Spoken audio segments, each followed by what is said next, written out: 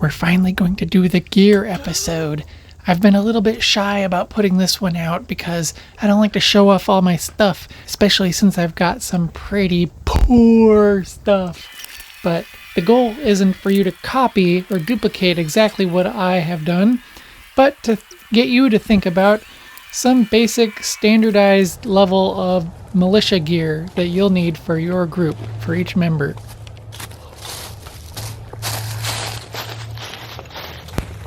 You don't need to go hog wild. In fact, a lot of gear can just weigh you down.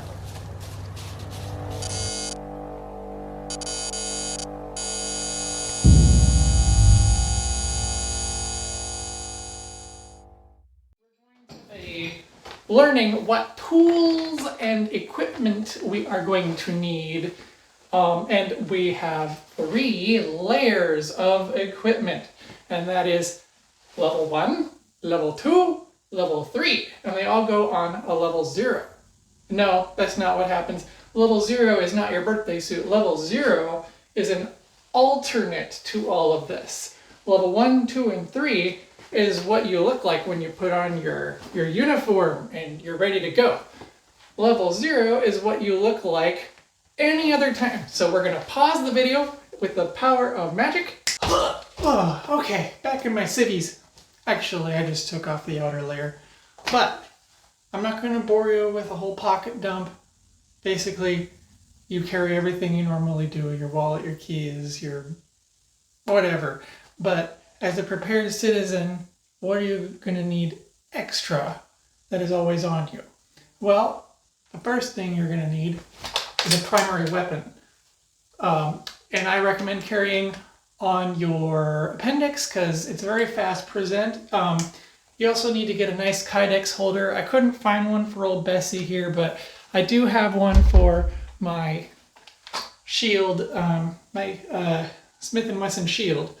So carry it on your appendix because you have positive control all the time right in front of you. It also doesn't print as bad usually if you're like bending down or doing stuff. When people carry at the 4 o'clock or on the hip, you really easily print when you move around. So it also takes longer to draw from that position. And then besides the weapon, you probably want a spare magazine. And then carry a knife. I don't have it for fighting personally. I would never get into a knife fight, although I have learned a little bit about it. I learned enough to know not to get into a knife fight. You should carry non-lethal deterrent of some sort. I carry pepper spray, and both the knife and the pepper spray are in that easy access pocket on the tactical pants here. I don't know what you call this pocket. Lastly, okay, on my ankle, I have an ankle holster for my everyday carry IFAK, which is different from my level 1, 2, 3 IFAK. So this guy has a tourniquet, just a regular cat tourniquet.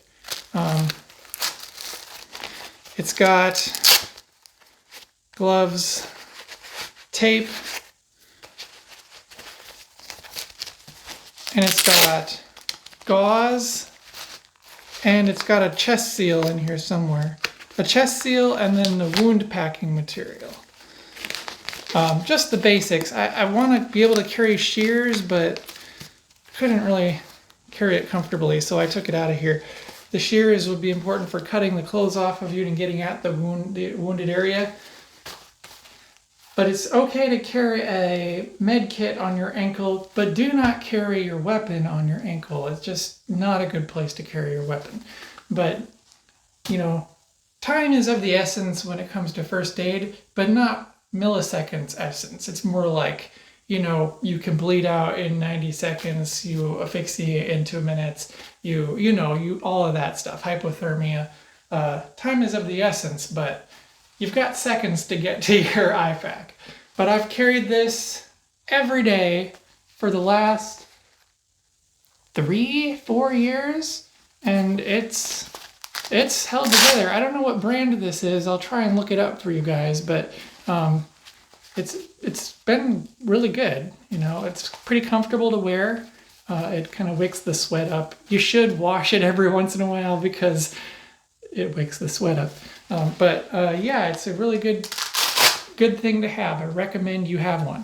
Other aspects of everyday carry, I don't have it on my person at all times, but having a radio, a ham radio, in my car for being able to contact people in the event of no cell service or internet is shut down. Program all of your local repeaters into it. You can, even if you don't have a ham radio license, I would still say you can just go through each one and test it and key up and then listen to see if it connected to the repeater. And then you can have a list of which active repeaters you can reach in your area, either from work or from home or other areas that you frequent. And then give another radio to someone you care about, your spouse or family member, and then you'll write a little complaint saying in the event of an emergency or in the event that cell service is down, check every few minutes or every hour on these frequencies, and we'll stay in touch that way. And this is just a regular Baofeng UV5R, and it's pretty inexpensive. I've got the extended battery on here, probably $35 for one nowadays. It's pretty cheap, so get multiple. But yeah, I just keep it in my car at all times, and I've got Baofengs everywhere. So that's level 0. Now let's zip back to uniform land. Okay, so level 1. That is all of the gear that is worn or carried. And if you're wondering what I've got in my hands here, this is our handy dandy little chart. Level 1, level 2, level 3, and our IFAC. So we're gonna go over all this fun stuff. So level 1 includes your uniform, okay, and a hat, a little boonie hat. So that's your uniform. Anything you're just wearing, any paraphernalia, your boots, your battle belt. My battle belt is a little bit of a hybrid. Well, actually, it's just a battle belt with suspenders. But it works pretty well, actually, because I feel like the belt all by itself gets a little bit uncomfortable after a while. So what all is on your battle belt?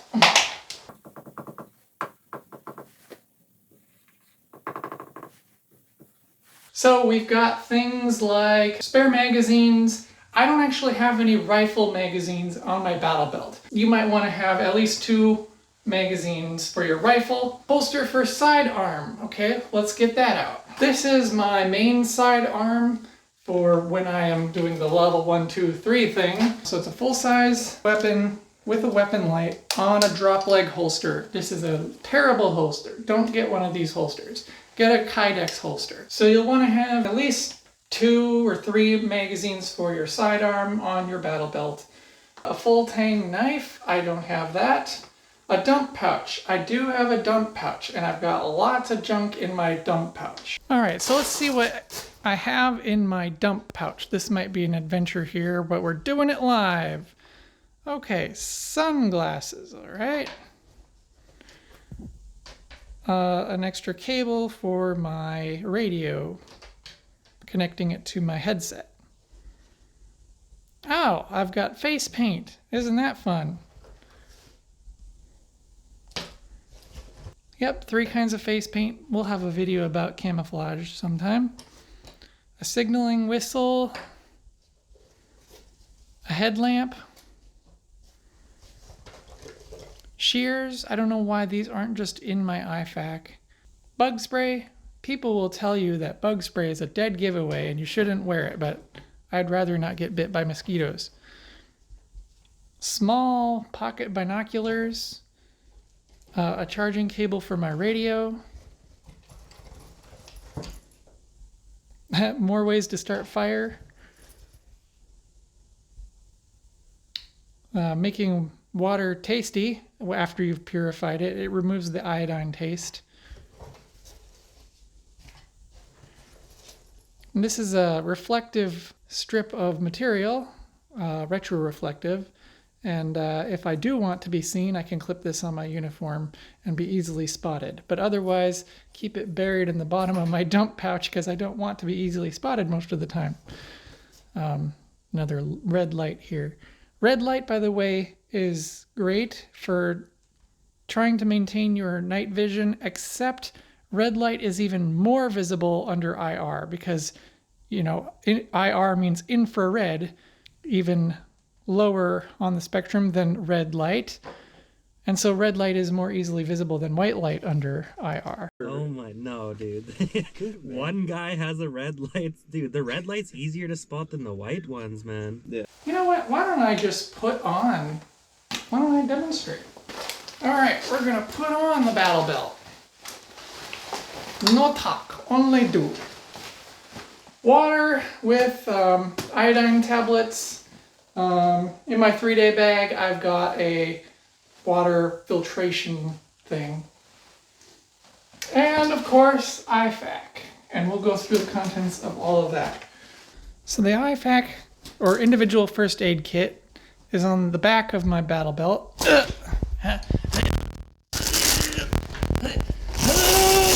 Hard to do one-handed. All right.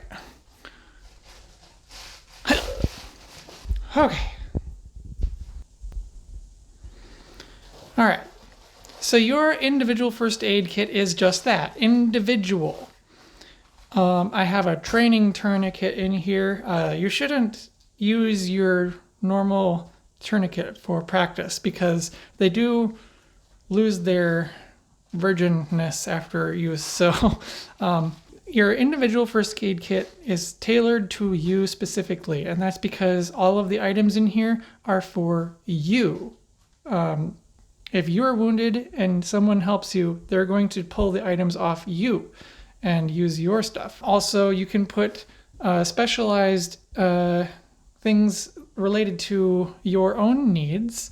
For instance, as a type 1 diabetic, I might be hypoglycemic, and this is a glucagon kit. This will get my sugars up instantaneously. But I've never needed to use this. I just got it in there just for safety's sake. Glucose tablets are my main go-to. They work extremely fast already, and I've never passed out due to hypoglycemia. But it's better safe than sorry, and if you're in a hectic situation, you never know what's going to happen to you. So this is going to have all the items that I showed you before: a gauze, chest seal, the tape, the wound packing stuff, tourniquet. I also have an emergency blanket because hypothermia is one of the big things that you need to watch out for in the March's algorithm. Massive bleeding, airway obstruction, respiratory box, circulation, and hypothermia. We'll have a video on all that another time. I also have a TCCC card in here. This will have some basic medical information on here, and then if I'm wounded prior to medevac, you can mark on it what the issues are, where I've been hurt. Now, some stuff you might want to have on you: a lensatic compass. We're going to learn a lot about orienteering. Fire starting kit. You should have ways of starting fires all over you. So your level 1, level 3 will both have redundant ways of starting fires. Multi-tool, that might be something you want to have easily accessed. Paracord, you'll want to have paracord in both level 1 and level 3. Water, snacks, the shema or bandana or tactical blue hoodie, 100-mile-an-hour tape. Level 2, the blue marker. So this is your load-bearing equipment, LBE. And that is mainly if you have a plate carrier, it'll include that or a chest rig, and then your rifle.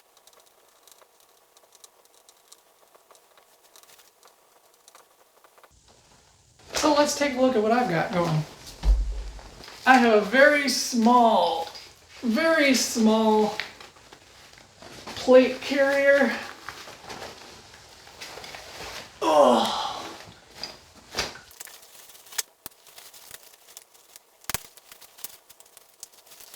Oh. And we re-don the hat. Okay. There we go. You should have at least 7 magazines on you. I mean, that's your standard loadout. I've heard lots of people going with more 4, more lighter weight loadout. And I guess that's because as civilians, we're not planning on getting into any protracted firefights. So 4 is, under most circumstances, the most you'll ever need because we are not soldiers. You probably also don't need plates, especially since this is only a 9" by 9" plate, and you better hope the bad guys have good aim or terrible aim, not in between aim. If you have a larger chest rig or plate carrier, you might want other things like an admin pouch. Some guys have a little pouch for their phones, especially if they're running ATAC. If you don't know what that is, that's kind of like a Blue Force tracker. A lot of law enforcement people use that to plan their missions and to communicate. Unfortunately, I can't get out my red marker now. One moment, stand by. Ta-da! Level 3 is going to be your 3-day sustainment. So everything you'll need to keep you going for 3 days. So I'll show you what I got. Oh, here's my 3-day bag. And it's got tons of food and shelter and survival tools and everything that I'll need. Now, it's a little heavier than I want, but it's not as heavy as it should be. So if we draw the 3-day bag on here. So that's level 1, 2, and 3 in a nutshell. Gear that is worn on your uniform and belt, your armor and weaponry and external attachments, and everything you need in the field for at least 3 days. Everything can be tailored to your militia's MO, such as standard weapon calibers for interchangeability, and you can add or subtract anything needed for your baseline requirements. So just like we have invented this level 0 in addition to the level 1, 2, and 3, we could also tack on a level 4. And what that would be is any specific equipment that you need for your role in the militia. For instance, I'm the comms guy, so I have this bag, which is stuffed chock full of radio and comms equipment. It can do UHF, VHF, and HF. Set it up as a repeater. It has a lot of capabilities. And it's something that I felt I would need its own pack for. And you might also be an ISR guy and have all kinds of observation equipment, a nice camera and binoculars, night vision, thermal, any kind of stuff like that. You might be a combat medic and have extra tourniquets and gauze and bandages and IV fluids that you need to service a whole squad. Or maybe you are a drone guy, which has a lot of capabilities, but typically needs a whole bag to support as well. So level 4 could be layered directly onto your level 1 and 2, maybe level 3 gear, but if I've got this pack, I'm probably not going to want to take this pack, rucking with me too. I maybe have one on the front and the back. I don't know, that gets a little cumbersome. Or you could layer it directly onto your level 0 if you're trying to blend into a more non-combatant environment sort of thing. So I hope I've given you some ideas about some of the basic gear you might need for your militia, tailored for your group. There's not a one-size-fits-all solution. This isn't cookie-cutter stuff, but there are some basic fundamentals that every person in your group should have and work towards. And then each member will have their own personalized gear and their own specialized gear for their role. And you'll want to have some cross-training, of course, but each individual member will have their own tailored kit. So that's it for this video. I know it's kind of a longer one, but people like talking about gear. I know hopefully I've given you some ideas about some of the basic level of gear that you'll need for your militia. And you can add on to it, tailor it as needed. But yeah, this is kind of a basic fundamental starting point for your militia. And we're going to dive deeper into more and more specialized topics as we go. For instance, some topics coming up: solar, prepping if you're a diabetic like me, because that's going to be an interesting topic, because a lot of people are either diabetics or have some medical condition that will make surviving the apocalypse all that much more difficult. But there are ways of preparing. And we'll talk more about comms, because that's something I know a lot about. And then we're going to do more testing with the thermal, because I think that's something that people really like to see. It's really fun to test. So stick around. Welcome back. Let's try this again. So we're going to learn how to... What is this doing?